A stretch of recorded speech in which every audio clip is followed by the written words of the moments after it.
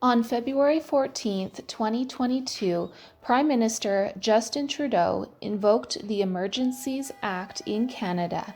He suspended democracy to squash a group of peaceful Canadian protesters who have a different opinion from him. Trudeau was embarrassed by a group of working-class citizens who illuminated his incompetence.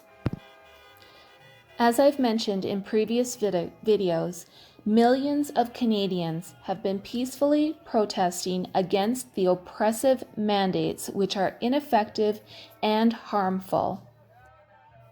Vaccine mandates in Canada have caused people to lose their jobs, to be unable to attend post-secondary institutions, to attend youth sporting activities, to travel for social activities.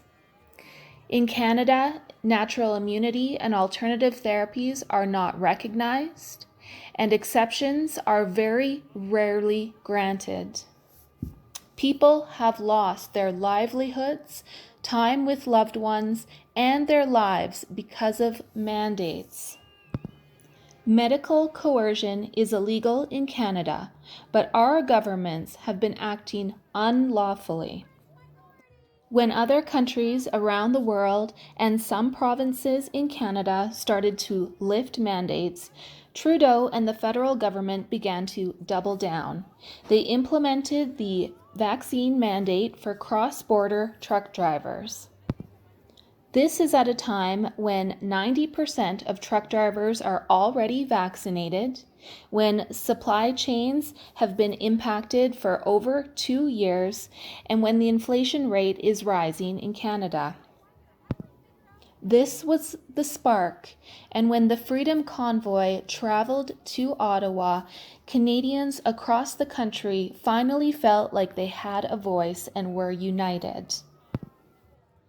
The trucker convoy was parked in downtown Ottawa for 3 weeks. It was their equivalent of a peaceful sit-in. During those 3 weeks, many residents of Ottawa said that they were peaceful truckers who they respected and they approved and supported. During those 3 weeks, members of the convoy, their doctors and scientists attempted numerous times to have meaningful dialogue with the government. However, what we saw from Trudeau was he spent the first week in hiding.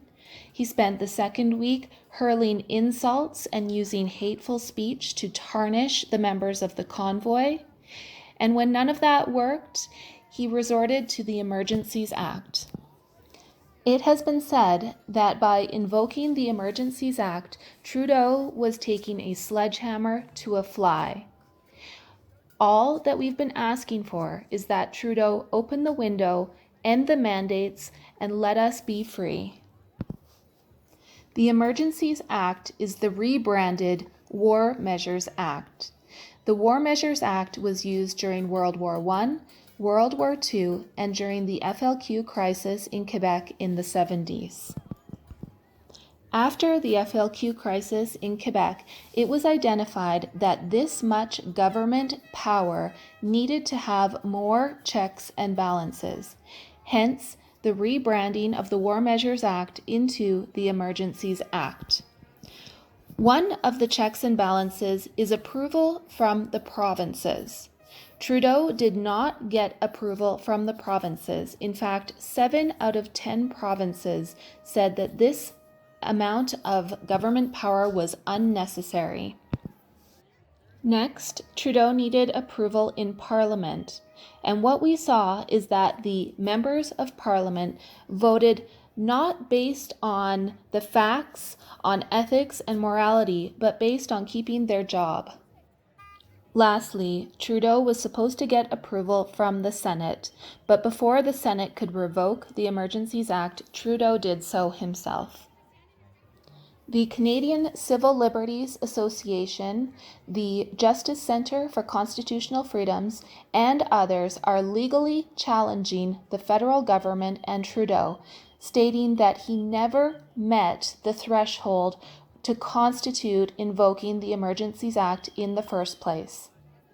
There were never threats to the security of Canada so serious that it could be deemed a national emergency.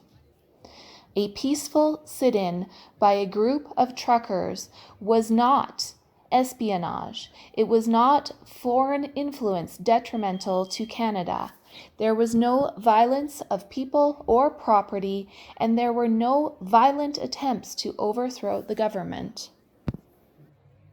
Everyday Canadians were peacefully protesting against government oppression, and Trudeau responded with further oppression, suspension of civil liberties, and the suspension of democracy in Canada.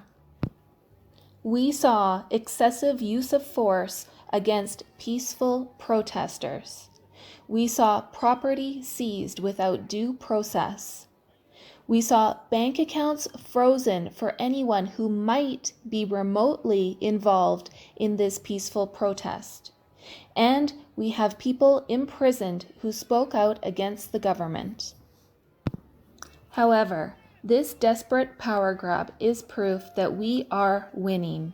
We will not stop peacefully protesting until all provincial and federal mandates are dropped, until vaccine passports are completely removed and banned, and until all the wrongs have been righted by independent investigation. Thank you for listening. Much love. Bye.